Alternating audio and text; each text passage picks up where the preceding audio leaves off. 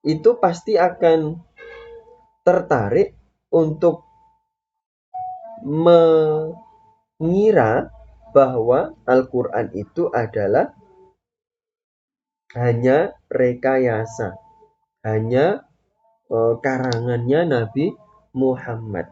Ya, itu kalau punya pikiran nakal ya, itu sangat mungkin pikiran seperti itu. Karena merasa tidak masuk akal lah Rasulullah bisa mendapatkan wahyu dari Allah. Nah, zaman dulu juga begitu kan, banyak orang yang tidak percaya itu. Apalagi kalau adik-adik tahu, andai kata adik-adik itu hidup pada zaman Rasulullah, ya, belum tentu adik-adik itu akan beriman. Ya, sekali lagi, andai kata para santri ini hidup pada zaman Rasulullah, belum tentu akan beriman. Ya, kok bisa?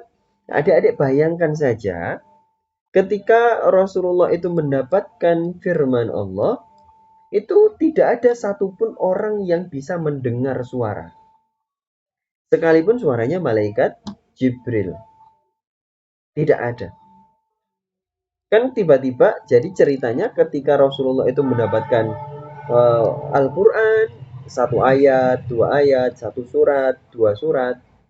Rasulullah itu kan tiba-tiba, oh saya dapat firman dari Allah.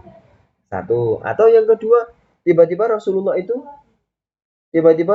itu eh, duduk gemetaran, ya sampai keluar keringatnya. Itu.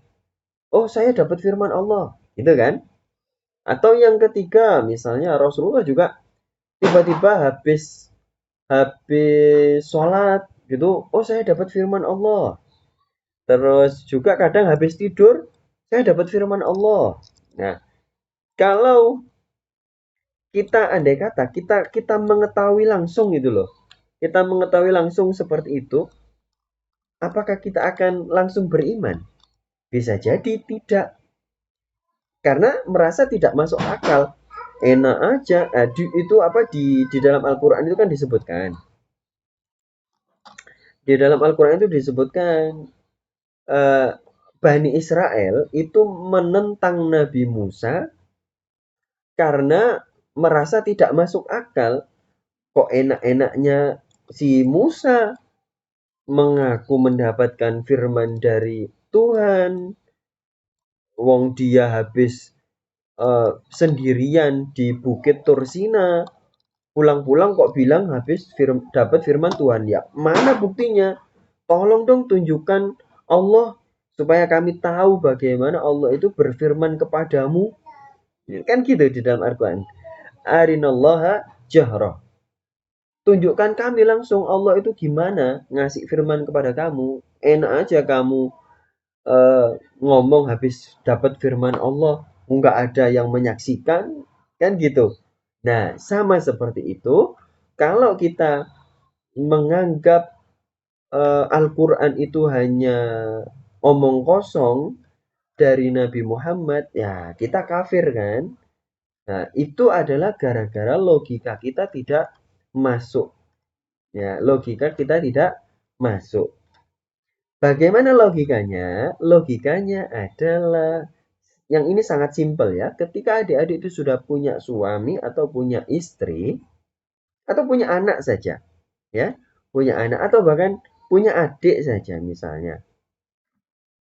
Karena saking akrabnya, adik-adik kan untuk eh, berkomunikasi dengan istri atau dengan suami atau dengan orang tua atau dengan anak itu kan tidak harus dengan ngomong kan, tidak harus kita keluar kalimat, tidak harus kita eh, mengucapkan bahasa apa, ya bahkan tidak usah kita kedip-kedipan mata, kita tidak usah ngasih isyarat tangan, kita diem aja loh, itu kan bisa jadi apa, suami kita atau istri kita atau siapa gitu itu bisa paham apa yang kita maksud, apa yang mau kita omongkan, ya kak?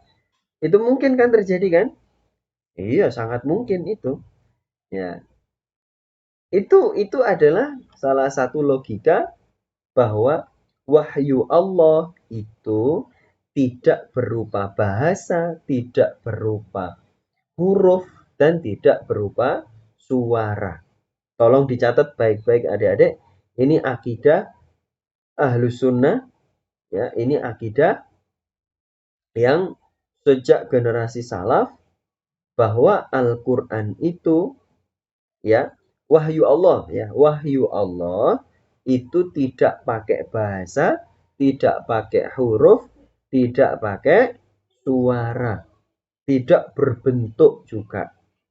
Lah Ustaz, lah yang kita baca Al-Qur'an ini kan ada pakai bahasa Arab, ada hurufnya, terus bersuara. Iya, itu kan Al-Qur'an yang sudah ditulis kan. Dan kita juga nggak ada orang yang bisa mendengarkan malaikat Jibril membaca Al-Qur'an ketika menurunkan itu kepada Nabi Muhammad, nggak ada orang yang tahu. Nggak ada. Ya, yang tahu hanya Nabi Muhammad. Nah, jadi itu ya, Al-Qur'an itu baru berbahasa Arab.